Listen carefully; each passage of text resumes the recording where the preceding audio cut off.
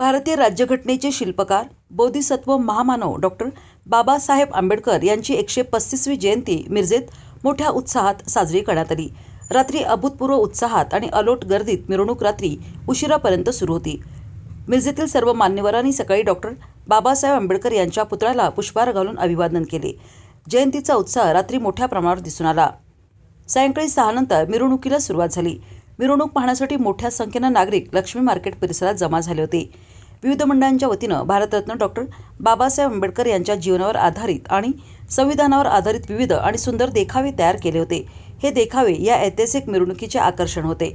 Lakshmi market परिसरात क्रांतीचक्र युवा मंच, People's Republican Party (RPI), Bhim Army संविधान रक्षक, जयलाभ शेख मित्र मंडळ, महाराष्ट्र रिपब्लिकन पक्ष, वंचित बहुजन आघाडी यांच्यासह विविध मंडळांच्या वतीनं स्वागत करण्यात आले।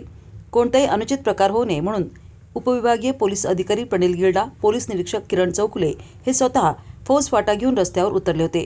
त्यामुळे अत्यंत शांततेत आणि अलोट गर्दीत भारतरत्न डॉक्टर बाबासाहेब आंबेडकर यांची मिरवणूक रात्री उशिरा संपन्न झाली।